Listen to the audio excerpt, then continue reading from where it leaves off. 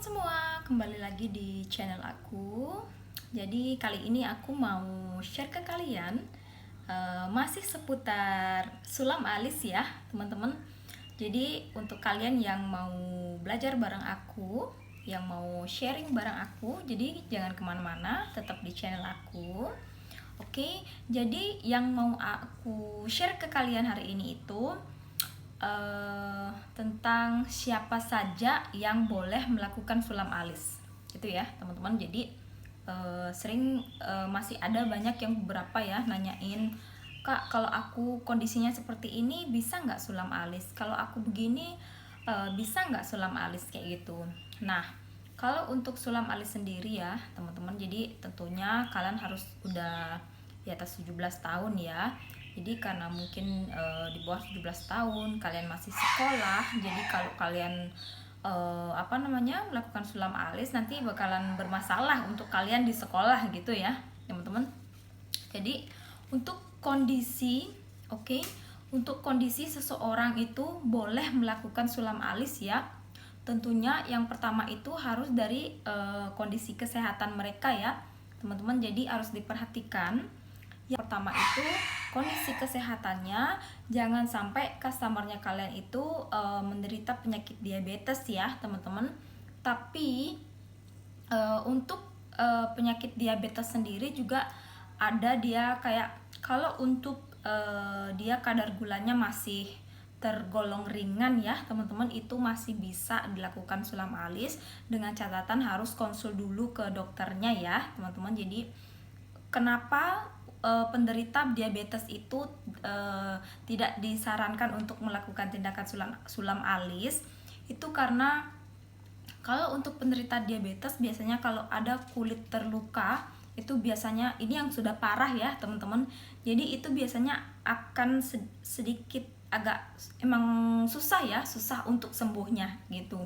Jadi karena untuk tindakan sulam alis ini kita melukai kulit di jaringan luar ya, lapisan kulit luar, dan terkadang juga akan mengeluarkan darah ya teman-teman. Terkadang ya, tidak semua, terkadang mengeluarkan darah yang banyak. Jadi itu bisa berpengaruh jika pasiennya kalian itu menderita penyakit diabetes yang sudah parah gitu ya.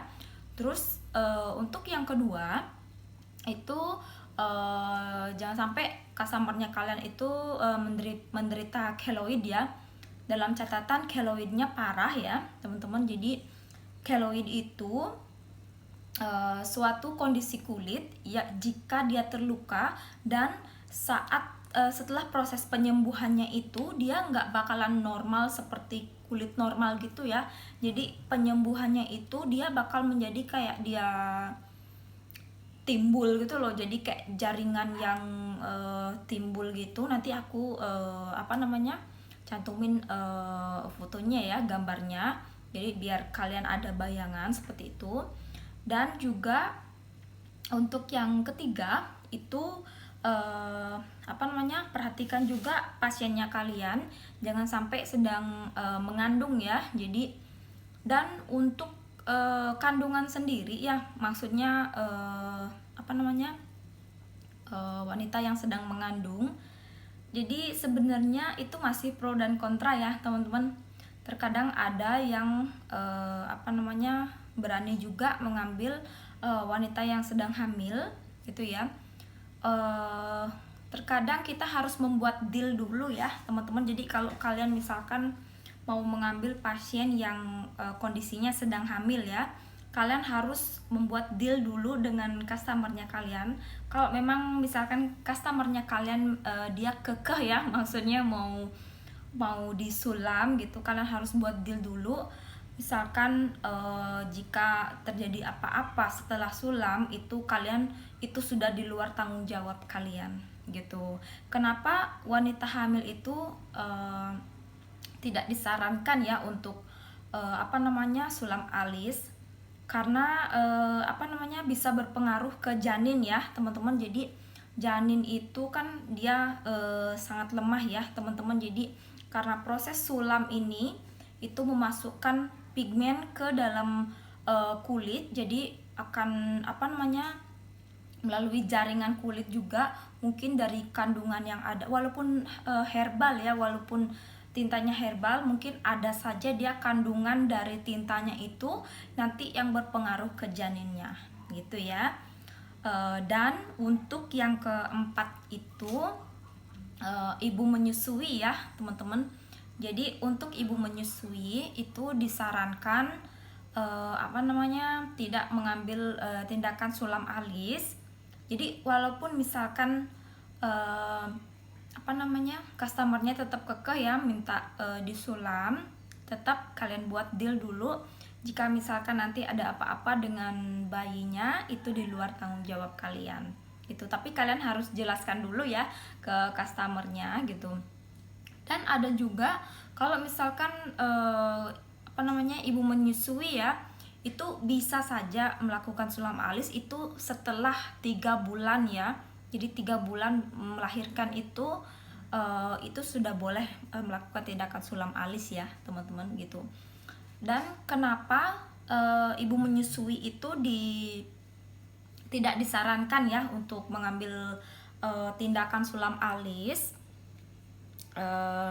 Jadi itu akan berpengaruh juga kepada bayi ya teman-teman, karena bayi itu kan dia kondisi imunnya masih rendah ya teman-teman. Jadi kayak yang aku bilang tadi, untuk tindakan sulam alis itu melukai jaringan lapisan kulit luar, dan itu kita memasukkan pigmen. Mungkin ada beberapa kandungan yang akan mempengaruhi imun dari bayi itu sendiri ya, karena dia posisi ibu ini menyusui ya teman-teman. Jadi akan nanti bercampur di darah dan akan mengalir di susu ibu itu sendiri gitu ya teman-teman. Dan untuk yang kelima itu pasien yang melakukan operasi plastik ya teman-teman. Jadi diperhatikan sekali.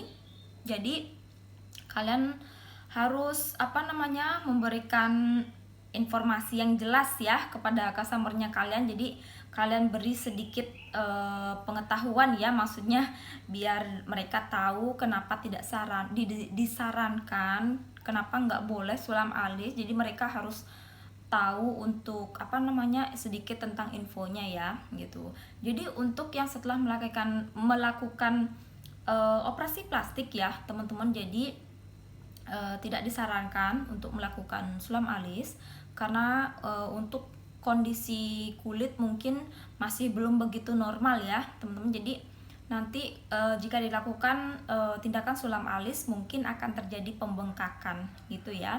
Jadi misalkan dia mau melakukan sulam alis, itu bisa dilakukan 3-6 bulan ya teman-teman. Jadi 3-6 bulan setelah dia melakukan operasi plastik itu sendiri gitu. Nah, dan yang terakhir juga itu pasien yang telah melakukan laser ya teman-teman. Jadi mereka melakukan laser untuk alis, misalkan mau koreksi alis atau menghapus tato atau tato removal atau apapun itu di laser, itu disarankan tidak untuk melakukan sulam alis ya teman-teman.